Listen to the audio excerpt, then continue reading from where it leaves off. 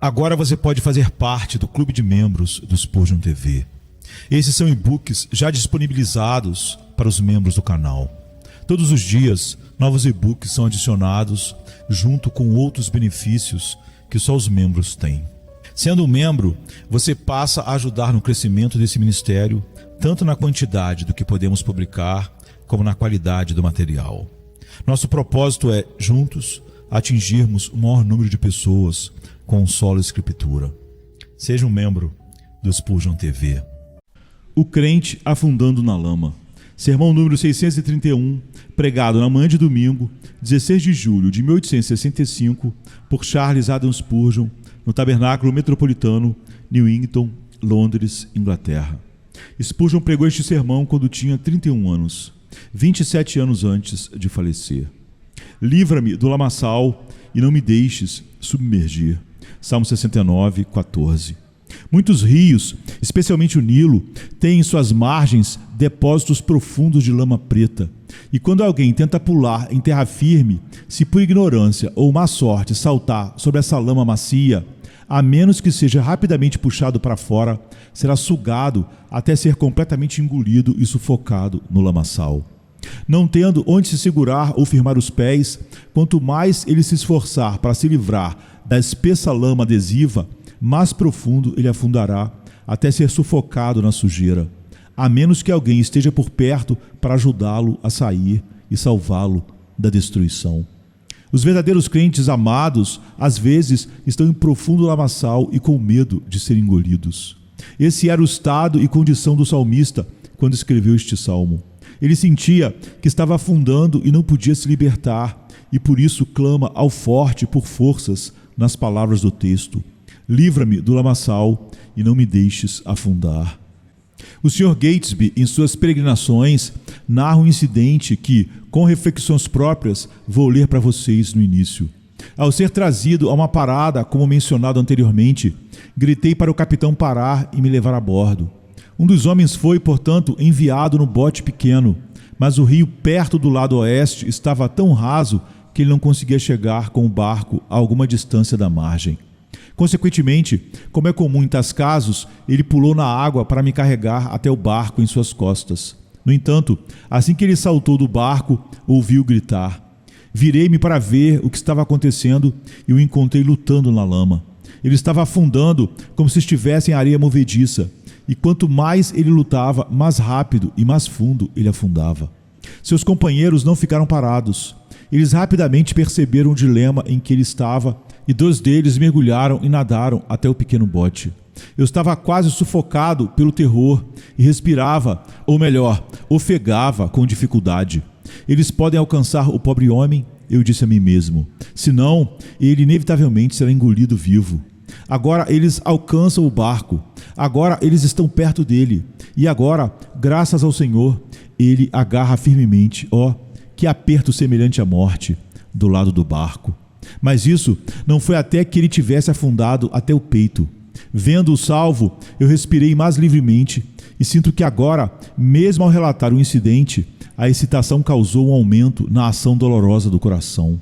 Como pensei no pobre Davi, ele realmente testemunhou uma cena semelhante a esta, literalmente, quando falando dos sentimentos de sua alma espiritualmente, ele disse: eu afundo em profundo lamaçal, onde não há pé firme. Entrei em águas profundas, onde as correntes me arrastam. Salmo 69, verso 2. Que estado agonizante de se estar! E ainda muitos dos meus leitores, não têm dúvidas, que nunca testemunharam tal cena literalmente, sabem algo sobre isso espiritualmente, como Davi sabia, quer tivesse visto com seus próprios olhos ou não. Bem poderia ele, lutando em sua alma, exclamar: livra-me do lamaçal e não me deixes afundar. Versículo 14. Que eu agarre firmemente a arca e seja puxado em segurança a bordo. Bem, exatamente na hora certa, justo antes dos braços do pobre homem, devo dizer, seus braços de fé serem desabilitados, engolidos, a libertação veio. A oração do nosso texto nos leva a 3 reflexões. Primeiro, que o verdadeiro crente pode estar no lamaçal e muito perto de afundar. Em segundo lugar, que o verdadeiro crente pode estar em uma condição na qual somente Deus pode livrá-lo. E em terceiro lugar, que em qualquer condição que o crente possa estar, a oração é sempre seu refúgio seguro. Se um homem descobrir que sua própria força falha, ele pode olhar para cima, para aquele que é um socorro presente na hora da angústia e clamar a ele: livra-me do lamaçal e não me deixes afundar. Começamos com a afirmação de que o verdadeiro crente pode estar no lamaçal. Vamos considerar por um momento que tipo de lamaçal o crente pode ser levado e por que Deus permite que ele seja levado até lá, e como podemos provar que ele é realmente e verdadeiramente um crente na verdade, embora Deus permita que ele seja levado ao lamaçal. O crente mais verdadeiro do mundo pode ser levado ao profundo lamaçal da incredulidade. Alguns de nós que pregamos a palavra por anos e fomos meios de gerar fé em outros e de estabelecê-los no conhecimento das doutrinas fundamentais da Bíblia, fomos, no entanto, sujeitos às mais terríveis e violentas dúvidas quanto à verdade do próprio evangelho que pregamos. Houve momentos para os melhores servos de Deus em que até duvidaram da existência do Deus a quem amavam servir, quando até a divindade e realidade do Senhor Jesus, que os resgatou do pecado com seu precioso sangue, foram motivo de questionamentos graves e horríveis. Poucos sabem as pessoas que são ignorantes da história privada do povo crente de Deus, quais lutas eles têm com a própria e maliciosa incredulidade. Não é apenas Tomé quem disse: se eu não vir o sinal dos pregos em suas mãos, e não puser o dedo no lugar dos pregos, e não puser a mão no seu lado, de maneira nenhuma o crerei. Mas houve milhares de santos eminentes que foram atacados pela incredulidade e duvidaram de coisas que uma vez receberam como verdades certas, e que ainda em seus corações sabem ser verdadeiras. Eles poderiam ter morrido por essas verdades um dia, poderiam tê-las estabelecido além de qualquer dúvida ou questionamento no dia seguinte, e ainda no terceiro dia foram compelidos por forte tentação a sentar-se e, com lágrimas escorrendo dos olhos, aclamar amargamente ao seu forte auxiliador: ó Deus, salva-me desta maldita incredulidade que me rouba de todo o conforto e tira os fundamentos e lança minha glória no pó. O que posso fazer? Se os fundamentos forem removidos, o que pode fazer o justo? Ó, firma minha alma em tua palavra, estabelece-me em tua verdade, ó tu Deus da verdade. Um homem pode ser um verdadeiro crente e ainda sentir que está afundando rapidamente no lamaçal e na argila da incredulidade, como alguns de nós sabemos para nossa lamentação e consternação. Um crente pode estar completamente firmado em sua crença no Evangelho e nunca duvidar da inspiração das Escrituras, da expiação de Cristo e de todas essas preciosas verdades que são comumente aceitas entre nós e, no entanto, por meio do pecado ou tentação ou alguma outra causa, ele pode não ter uma plena certeza do seu próprio interesse nessas gloriosas e vitais verdades. Um verdadeiro crente em Cristo, na verdade, muitas vezes pode suspeitar de si mesmo como sendo hipócrita quando está mais sincero, como sendo apóstata quando está mais diligentemente seguindo o Senhor. E ele pode se considerar o principal dos pecadores quando o testemunho dos homens e de Deus é que ele é um homem perfeito e íntegro, que teme a Deus e evita o mal. Um crente pode estar em um estado de alta saúde espiritual e ainda pode pensar que está doente até a morte. Ele pode estar vestido com um linho branco justo e ainda se considerar nu, pobre e miserável. Ele pode ser rico com todos os tesouros do reino celestial do seu Pai e ainda assim pode mal saber onde encontrar um pedaço de pão pronto para suprir suas atuais e urgentes necessidades espirituais. Há coisas como príncipes em trapos, e houve, e provavelmente ainda há, príncipes da linhagem real de Deus, pares do próprio reino de Deus, sentados no monte de esterco.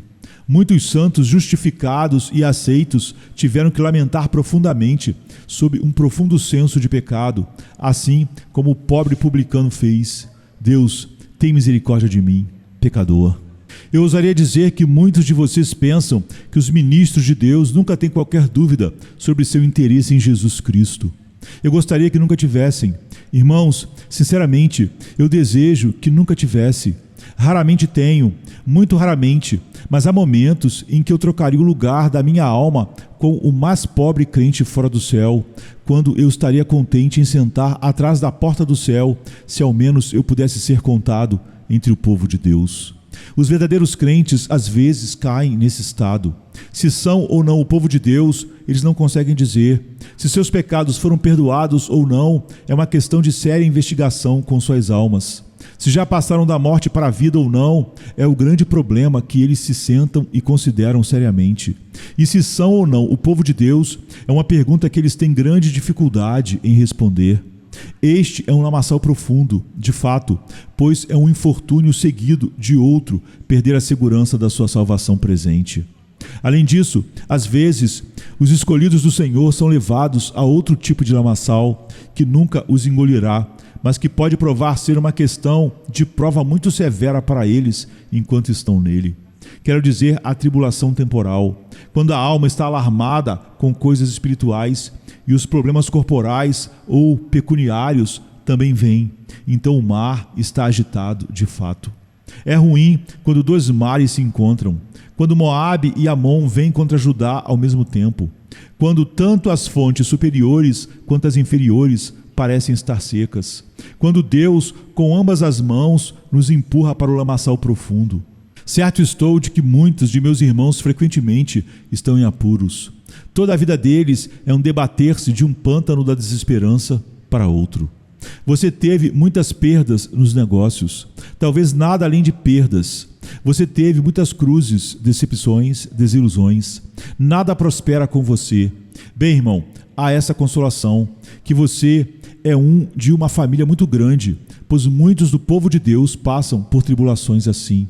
Foi dito por Matthew Henry, creio eu, que a prosperidade era a bênção da antiga aliança, mas que a adversidade é a bênção peculiar da nova.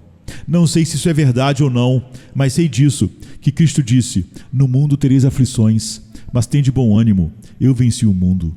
Não é sinal, amados, de que vocês não são filhos de Deus porque sentem a vara, mas é mais um sinal de que vocês são adotados, porque são feitos passar sob a vara da aliança e proferir a oração de Davi: Senhor, salva-me do lamaçal profundo e não me deixes afundar.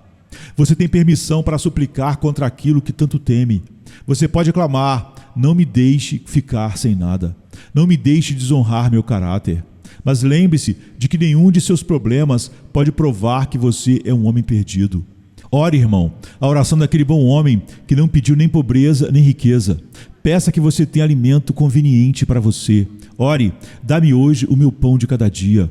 Livra-me do lamaçal e não me deixes afundar. Eu ainda não cheguei ao lamaçal mais escuro. Os próprios filhos de Deus, às vezes, são permitidos a afundar no lamaçal da corrupção interior. Há momentos em que os crentes têm uma visão do pequeno inferno dentro de seus próprios corações, que estão prontos para desesperar da possibilidade de serem completamente santificados e tornados aptos a serem participantes da herança dos santos na luz. Nosso Deus, às vezes, permite que as fontes do grande abismo da depravação humana sejam rompidas, e então que enchentes de pecado se derramem. Não pouco sabemos o que está oculto em nossos corações enganosos: inveja, blasfêmia, assassinatos, luxúrias. Há o suficiente no coração de qualquer homem para fazer um demônio crescido, se a graça restritiva não o impedisse. Hoje, você pode ter tido tantos desfrutes da presença do Senhor que estava pronto para cantar: Tu firmaste os meus montes com força, eu não serei abalado. E ainda amanhã você pode ter uma visão de si mesmo tão forte que poderá exclamar: ó homem miserável que sou, quem me livrará do corpo dessa morte? Lembre-se de que, se você tem a natureza de Deus em você, também tem a natureza do velho Adão.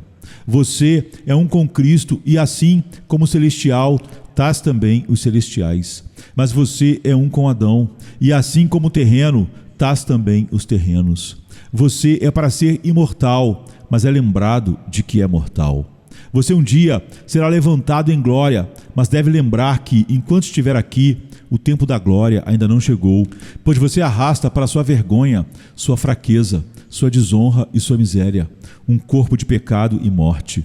Os melhores filhos de Deus sabem disso e acredito que quanto mais santos são, mais propensos são a sentir o conflito interno. É moda em nosso país os homens usarem casacos pretos. Suponho que seja porque eles não mostram tanta sujeira quanto uma peça de roupa branca. Mas se usássemos roupas brancas, a sujeira se revelaria e nós teríamos que trocá-las com muita frequência. Assim, meus irmãos, quanto mais um cristão é semelhante ao seu mestre, mais claramente ele vê seus próprios defeitos. Ó Senhor, concede-nos graça para ver muitos dos nossos pecados através das lágrimas do arrependimento e para ver muito do Salvador através do olho da fé. Pois se vemos pouco dele, cairemos na situação de Davi, quando estava no lamaçal profundo e clamou: Senhor, livra-me do lamaçal e não me deixes afundar. Amados, é doloroso refletir que até os melhores do povo de Deus são permitidos cair no lamaçal das tentações satânicas. Não se sabe que sugestão Satanás pode impingir no ouvido e na alma do maior crente que o céu já fez.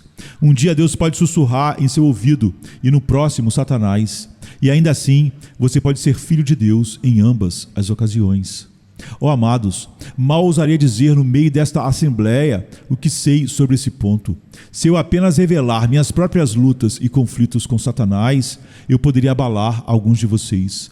Mas isso eu sei, que nenhum ministro cristão jamais poderá entender os testes e experiências do povo de Deus, a menos que tenha enfrentado o arquidemônio e lutado com o príncipe do inferno. Martim Lutero estava certo quando disse que a tentação e a adversidade eram os 2 melhores livros em sua biblioteca. Ele nunca teria escrito seu comentário sobre Gálatas se não fosse alguém frequentemente tentado e agitado por Satanás. Aquela natureza ardente e veemente dele era como um grande fogo que queimava as obras de Satanás. E tudo o que Satanás podia fazer apenas acendia a chama e a fazia queimar mais brilhantemente. Satanás não sugere apenas pequenos pecados, mas os piores e mais imundos pecados aos melhores escolhidos de Deus. Ele até usará em sua baixeza instigar o homem de Deus a se destruir quando estiver sob depressão de espírito. E embora o santo odeie até mesmo o pensamento, ele pode ser levado à beira disso por uma influência que sente que toda a sua frágil força é incapaz de resistir. É algo assustador lutar com Apolion. Cantaremos sobre isso no céu como uma das maiores e mais maravilhosas misericórdias de Deus, que Ele nos livrou da boca do nosso adversário cruel. Por que os crentes são permitidos cair nele, no lamaçal? A resposta é que às vezes caem nele por causa do seu próprio pecado. É um castigo sobre eles. Eles não foram fiéis o suficiente quando andavam na luz e, portanto, são colocados nas trevas. Se tivessem prestado atenção aos seus passos quando estavam descendo a colina, não teriam sido sujeitos a tais aflições no vale. Tenho certeza de que muitas de nossas tristezas são as ervas daninhas que brotam das sementes de nossos próprios pecados. Se você fosse uma árvore frutífera, o podador não seria tão frequentemente usado. A vara nunca é retirada da prateleira, exceto quando é absolutamente necessária. E somos feitos para sofrer tão amargamente sob ela, porque tanto precisamos dela. Deus não pune no sentido penal, mas Ele castiga, e geralmente faz isso permitindo que sejamos cheios de nossos próprios caminhos. Temos que beber o pó do bezerro de ouro que nós mesmos erguemos. Precisamos andar com santo zelo, pois servimos a um Deus ciumento, por graça para servi-lo bem. Nosso Pai Celestial envia esses problemas, ou permite que venham, para provar nossa fé. Se nossa fé valer alguma coisa, ela passará no teste. O ouro falso teme sempre o fogo, mas o ouro não. A gema artificial teme ser tocada pelo diamante, mas o verdadeiro diamante não teme teste. Pessoas que têm uma espécie de piedade de confeitaria desejarão ser preservadas das tentações, pois não podem suportá-las. Mas o cristão considera uma grande alegria quando cai em várias provações, sabendo que a tribulação produz a paciência, e a paciência a experiência, e a experiência a esperança, e a esperança não nos decepciona, porque o amor de Deus é derramado em nossos corações pelo Espírito Santo que nos foi dado. Meus queridos amigos, se sua fé for apenas uma fé ensolarada, livre-se dela, pois você não pode ter muitos dias brilhantes entre hoje e o céu. Se sua piedade só pode andar com Cristo quando usa chinelos de prata, é melhor desistir, pois Cristo muitas vezes anda descalço. É uma fé pobre que só pode confiar em Deus quando os amigos são verdadeiros, o corpo está cheio de saúde e o negócio é lucrativo. Mas aquela é a verdadeira fé que se apega à fidelidade do Senhor quando os amigos se vão, quando o corpo está doente, quando nossos espíritos estão deprimidos, quando somos afastados do desfrute das garantias para a terra deserta e não podemos ver a luz do rosto de nosso Pai. Uma fé que pode dizer em meio ao pior problema: ainda que Ele me mate, mesmo assim confiarei nele. Essa é uma fé nascida do céu de fato. Eu creio no meu Senhor, porque Ele é Deus que não pode mentir, fiel e verdadeiro em cada palavra sua, e portanto, que toda a criação vá à ruína, minha fé não vacilará ou perderá sua confiança. O Senhor também pode permitir que seus servos caiam no lamaçal profundo para glorificar a si mesmo, pois talvez Ele nunca seja mais glorificado do que na fé de seu próprio povo. Quando um arquiteto ergueu uma ponte de cuja enorme força ele está bem satisfeito, ele não tem objeção que ela seja submetida a qualquer teste. Não, diz ele, deixe o trem mais pesado passar sobre ela, o trem mais pesado que já foi arrastado por uma locomotiva. Deixe a tempestade mais terrível vir que já soprou dos quatro ventos. Eu construí minha estrutura de maneira tão substancial que quanto mais ela for testada e provada, mais você admirará sua firmeza e completude. Assim, nosso gracioso Deus, amados, glorifica a si mesmo, permitindo que seu povo seja submetido a provações e capacitando-os a suportar a pressão. Nunca conheceríamos a música da harpa se as cordas ficassem intocadas. Nunca desfrutaríamos do suco da uva se ela nunca fosse pisada no lagar. Nunca descobriríamos o doce perfume da canela se ela não fosse espremida e batida. E nunca conheceríamos o calor do fogo se as brasas não fossem totalmente consumidas. A excelência do cristão é revelada pelo fogo da tribulação. A sabedoria do grande arquiteto e a glória da sua habilidade e poder são descobertas pelas provações pelas quais seus vasos de misericórdia são permitidos passar. Novamente, amados, as provações são permitidas para mostrar a fraqueza natural da criatura, para que nenhuma carne se glorie na presença de Deus. Homens de nervos de ferro são levantados para enfrentar toda oposição e confrontar os poderes das trevas. Seu testemunho nunca vacila, seu discurso é verdadeiro e brilhante como o sol nos céus, e os homens se alegram em sua luz. Com fé intrépida, eles enfrentam o leão infernal em sua cova e no dia da batalha procuram o meio da luta. Todos os demônios do inferno não podem assustá-los e todos os inimigos da terra não podem desviá-los do seu propósito divino. Eles ganham almas tantas quanto as areias do mar e seus filhos espirituais são numerosos como as pedras. Eles reavivam a chama que persiste nas cinzas da igreja. Eles incendeiam o mundo com fogo celestial. Eles confortam muitos e libertam milhares de prisioneiros. E ainda, de repente, sua alegria parte, sua certeza foge e sua confiança se vai. Isso não pode ser necessário para que os homens não atribuam à nobre atitude do campeão a força de sua constituição natural, mas percebam que o Deus eterno foi o apoio de sua fé. Poderíamos ter sonhado que o guerreiro bem-sucedido era algo diferente dos outros homens, mas quando ele é humilhado, discernimos claramente que era a graça distintiva e não um homem distinto que deve ser visto e admirado. O homem era apenas um vaso de barro no qual Deus havia colocado o seu tesouro precioso, e ele faz a terrenalidade do vaso se manifestar para que todos vejam que a excelência do poder não é de nós, mas de Deus. Há talvez outra razão pela qual Deus permite que seu povo afunde por um tempo em profunda depressão, e é para tornar o céu mais doce quando eles entrarem em seus portões de pérola. Deve haver algumas sombras na imagem para destacar a beleza das luzes. Poderíamos ser tão supremamente abençoados no céu se não tivéssemos conhecido a maldição do pecado e a tristeza da terra. Descanso, descanso, descanso. Em cujo ouvido esse som soa mais docemente. Não nos ouvidos dos ociosos que desprezam todo o conhecimento da palavra trabalho, mas nos ouvidos daqueles que estão exaustos e fatigados pelos trabalhos do dia. Paz. Há um homem na Inglaterra que conhece a bem-aventurança dessa palavra paz? Sim, existem alguns. O soldado conhece isso.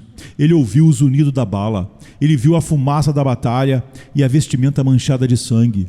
E seu coração foi agitado pelo barulho e pelos gritos e pela morte do campo de batalha. Para ele, a paz é uma dádiva inigualável. Quem conhecerá a paz do céu, senão aqueles que experimentaram a guerra da terra e suportaram conflitos com o pecado e o príncipe das potestades do ar? Amados, deve haver o contraste da tristeza para ressaltar o brilho do diamante da glória. Os momentos mais felizes da mera satisfação física, eu me lembro, foram logo após uma longa doença ou alguma dor aguda. Quando a dor é adormecida, como somos felizes. Vi outro dia um irmão afetado pelo mais doloroso de todos os males corporais.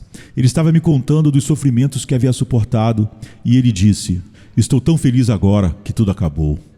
E suponho, meus amados, que o céu derivará parte de seus excessos de delícias, sua alegria transbordante, do contraste com a dor, a miséria, o conflito e o sofrimento pelos quais tivemos que passar aqui embaixo.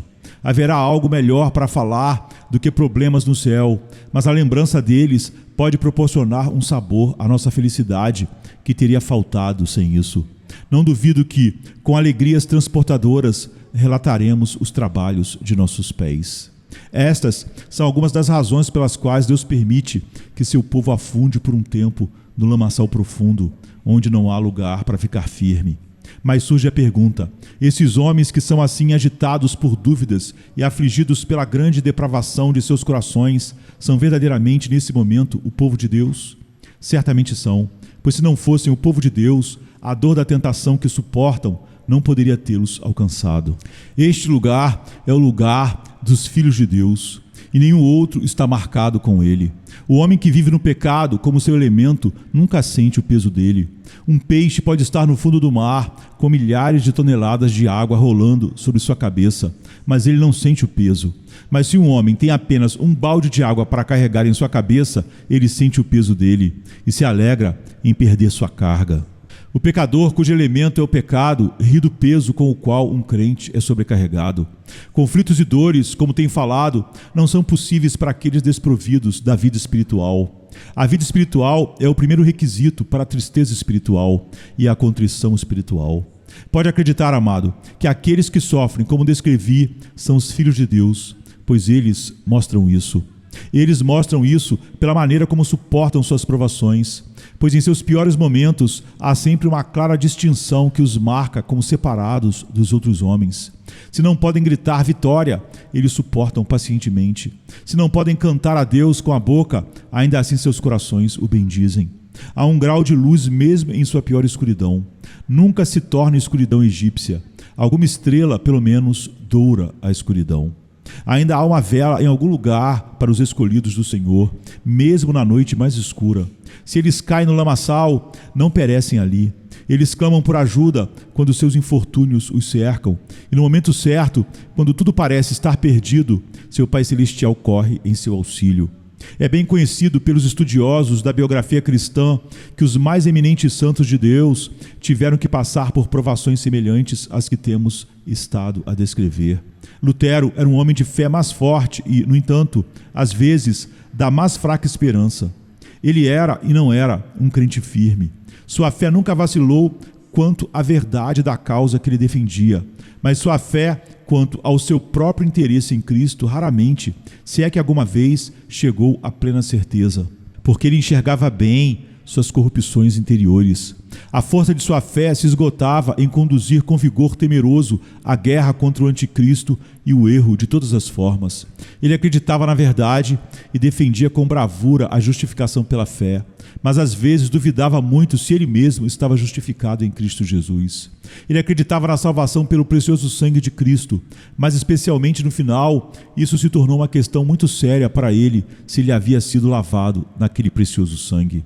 Ele nunca duvidou da verdade das coisas que pregava, mas frequentemente duvidava do seu próprio interesse nelas. E quando chegou a hora de morrer, seu testemunho, embora amplo o suficiente, não foi nada parecido com o de muitas pobres mulheres velhas que morreram em uma humilde casa, descansando em Jesus.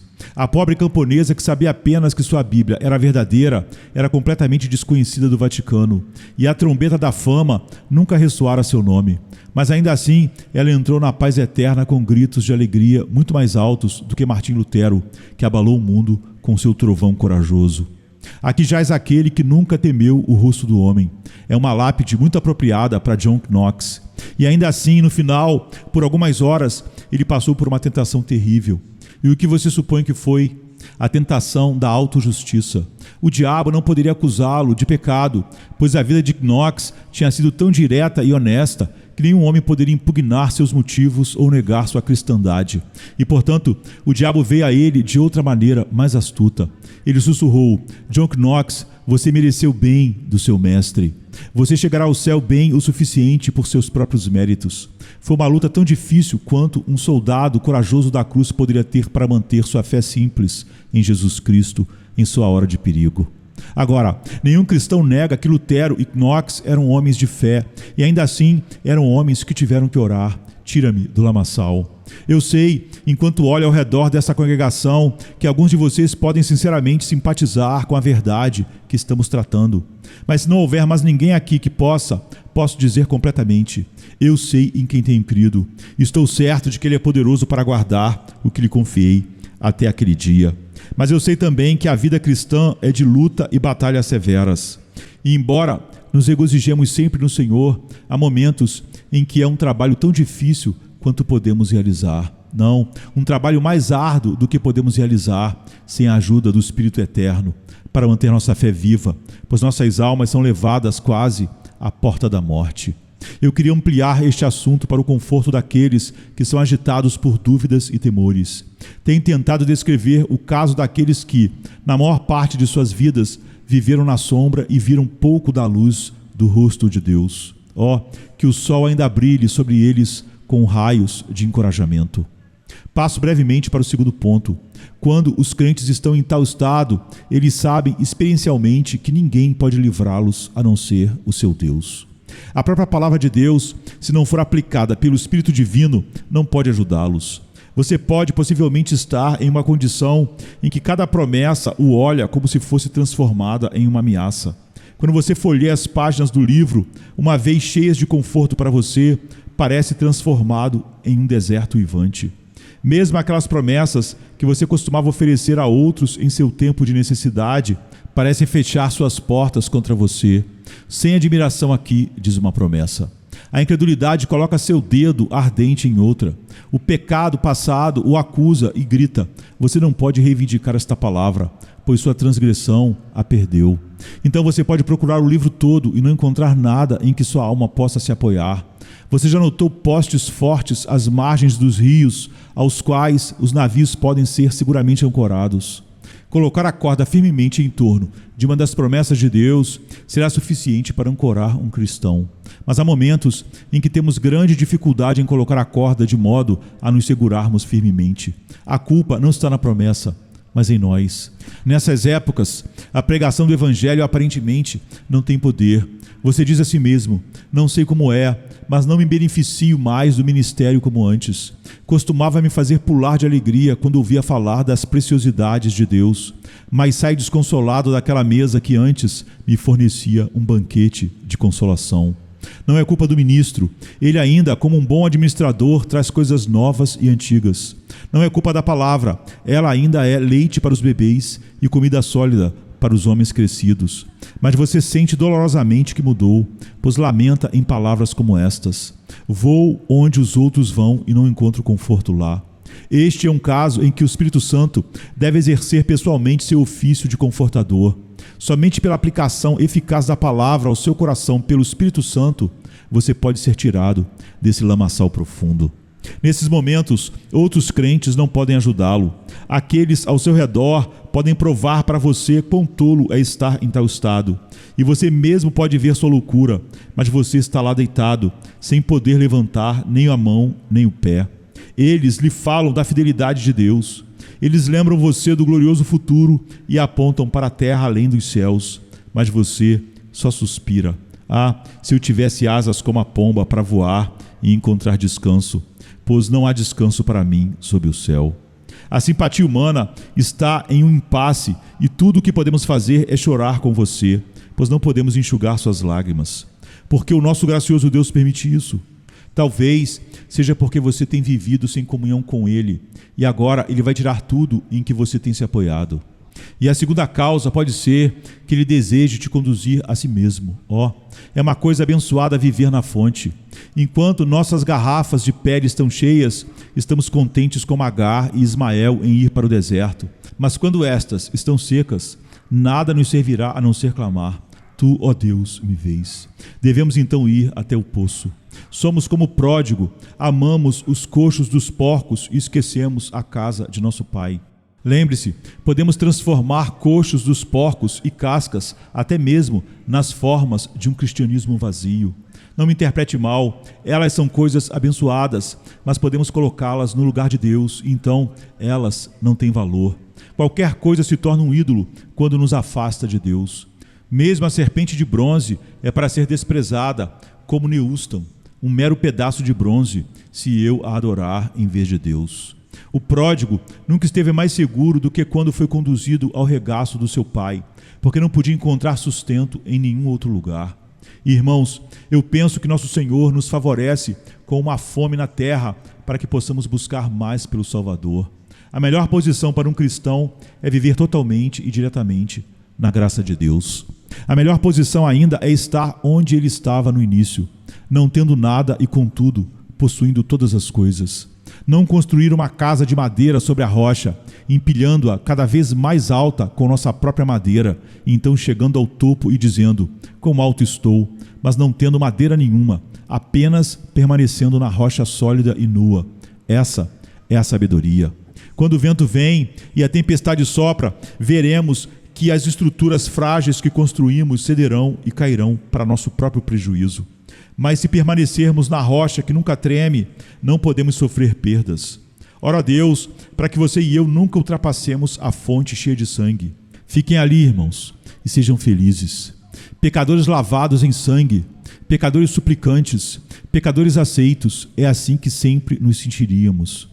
Nunca por um momento pense que nossa posição está em nossa santificação, nossa mortificação, nossas graças ou nossos sentimentos. Mas saiba que porque Cristo no Calvário ofereceu uma expiação plena, gratuita e eficaz para todo aquele que nele crê, portanto, somos salvos. Pois somos completos nele, não tendo nada próprio em que confiar, mas descansando nos méritos daquele cuja paixão e cuja vida nos fornecem um único terreno seguro de confiança. Amados, quando chegamos a isso, então é que Deus vem nos ajudar. Estamos certos em nossa pobreza de voltar para Ele com nossa seriedade. Os bebês, quando estão entre estranhos, ficam satisfeitos com brinquedos e diversões. Mas quando ficam com fome, nada lhes serve a não ser o peito de sua mãe. Assim é com o Filho de Deus. Ele pode por um tempo estar satisfeito em encontrar prazer nas coisas do mundo, mas ele só encontra felicidade duradoura e segura em ser abraçado nos braços de seu Pai. Quando os meninos saem conosco em tempo bom, eles correm na nossa frente por muito tempo, mas assim que veem algum perigo no caminho, rapidamente voltam para o lado do Pai. Então, quando tudo vai bem conosco, frequentemente nos afastamos muito de Deus. Mas assim que somos alcançados pela dificuldade, ou vemos um leão no caminho, voamos para nosso Pai Celestial. Bendigo a Deus pelo lamaçal e pelo meu afundamento nele, quando me faz clamar: livra-me, ó meu Deus, do lamaçal profundo, e não me deixes afundar. Por fim, nosso texto nos mostra que a oração é o recurso infalível do cristão, em qualquer caso, em toda situação. Quando você não pode usar sua espada, você pode recorrer à arma de toda oração. Sua pólvora pode estar úmida, sua corda do arco pode estar relaxada e sua espada pode estar enferrujada. Sua lança pode estar torta, mas a arma de toda oração nunca está desordenada. Os homens têm que afiar a espada e a lança, mas a oração nunca enferruja. Há algo abençoado sobre a oração. É uma porta que ninguém pode fechar. Os demônios podem te cercar por todos os lados, mas sempre há um caminho aberto. E enquanto essa estrada estiver sem obstrução, você não cairá nas mãos do inimigo. Nunca podemos ser pegos por bloqueio, escalada, mina ou tempestade, enquanto os socorros celestiais puderem descer até nós pela escada de Jacó para nos socorrer nos momentos de nossa necessidade. A oração nunca é proibida. Lembre-se, cristão, nunca é errado para você orar, pois os portões do céu estão abertos dia e noite. Sua oração é ouvida no céu no meio da noite, no meio de seus negócios, no calor do meio-dia ou nas sombras da noite. Você pode estar na pobreza, na doença, na obscuridade, na calúnia, na dúvida ou até mesmo no pecado, mas ainda é verdade que seu Deus receberá sua oração a qualquer hora e em todo lugar. Novamente, a oração nunca é fútil. A verdadeira oração é sempre verdadeiro poder. Você pode nem sempre conseguir o que pede, mas sempre terá suas necessidades reais supridas. Quando Deus não responde a seus filhos conforme a letra, Ele o faz conforme o Espírito. Se você pedir prata, ficará irritado porque Ele te dá ouro? Se você buscar saúde física, deveria reclamar se Ele, em vez disso, fizer a sua doença se transformar na cura de males espirituais? Não é melhor ter a cruz santificada do que ter a cruz removida? O apóstolo não foi mais enriquecido quando Deus permitiu que ele ainda suportasse o espinho na carne e ainda assim lhe disse: a minha graça te basta. Melhor ter a graça suficiente do que ter o espinho removido. Qual é a sua condição, meu irmão, minha irmã? Deixe-me implorar para que você não cesse de orar. Pode haver vida espiritual em você e ainda assim o diabo pode tentá-lo a dizer: não consigo orar. Mas você pode orar. Você ora, você deve orar. Se você tem vida espiritual, embora mal possa dobrar o joelho e esteja quase com medo de proferir palavras outrora caras para você, ainda assim sua alma deseja, anseia, tem fome, tem sede. E isso é o essencial da oração. Isso é a própria essência da oração. Lágrimas e olhares são orações. Embora você diga que não consegue orar, você deve orar. Você não pode deixar de orar se é um cristão. Não consigo respirar. Isso pode ser verdade em certo sentido. Talvez eu não consiga respirar sobre um afeto asmático sem grande dificuldade e muita dor, mas devo respirar se viver, e o mesmo acontece com você. Você deve respirar se viver, e você ora, deve orar se for verdadeiramente um filho de Deus. De qualquer forma, eu oro para que, pelo poder de Deus, o Espírito Santo, você possa romper esses males, essas redes do diabo que te prendem em cativeiro e começar com toda a sua alma a orar. Não importa qual forma a sua oração tome, mas ore. Meu caro irmão, tudo depende agora de sua oração. Se Satanás pode impedir sua oração, ele terá te despojado do seu último recurso, de sua última esperança. Ele o tomará de assalto se você deixar de orar. Ore, mesmo que custe sua vida, ore. Não vá para o seu descanso e não tome seu repouso até que tenha orado. Não dê sono aos seus olhos até que tenha tido negócios com Deus na oração. Não orar, você está disposto a ser condenado? Não orar, você está disposto a fazer sua cama no inferno? Não orar, os demônios serão seus companheiros? O portão do céu será fechado contra você? Não orar. Por quê, meu irmão? Você deve orar agora. Eleve a oração desde o fundo do seu coração. Deus, livra-me do lamaçal profundo e não me deixes afundar. Salva-me, meu Deus. Deus, tem misericórdia de mim, pecador. Que Deus, o Espírito Santo, o constranja docemente a orar. Que Ele incline, guie, dirija e instrua você como orar, para que neste mesmo dia você possa oferecer uma oração que Deus, em sua grande bondade, ouvirá e responderá. Ore: Senhor, minha alma está sitiada. Estou encurralado por meus pecados. Deus, levante o cerco e me livre do inimigo. Senhor, ajude-me com seu braço todo-poderoso. Faça a minha extrema necessidade sua oportunidade. Sou um mendigo sujo sentado em um montouro. Senhor, venha e me levante, e me coloque entre os príncipes, e eu louvarei o teu nome para sempre. Que o cântico da Virgem abençoada seja o seu. Ele derrubou os poderosos de seus tronos e exaltou os humildes e mansos. Ele encheu os famintos de coisas boas e aos ricos enviou vazios embora. E que você encontre na bondade, na misericórdia e na benignidade de Deus uma libertação rápida do lamaçal profundo, para que você não afunde. Que Deus conceda uma bênção a estas palavras para o seu conforto. Eu sei que alguns de vocês dirão: não estou em tal estado. Agradeça a Deus por não estar. Seja grato por suas misericórdias, para que não as perca. Seja grato por sua plena certeza e sua esperança reconfortante, para que esses favores não se tornem opacos como tochas moribundas e luas minguantes. Regozije-se agora, cristão, como o jovem se regozija em sua juventude, e permita que seu coração o alegre em sua alegria juvenil. Mas lembre-se, se você não for cuidadoso com sua caminhada nesses caminhos floridos, se tornar-se demasiadamente confiante em sua própria força ou bondade, Deus o humilhará e o fará clamar tão aguda e dolorosamente quanto Davi: livra-me do lamaçal. e não me deixes afundar.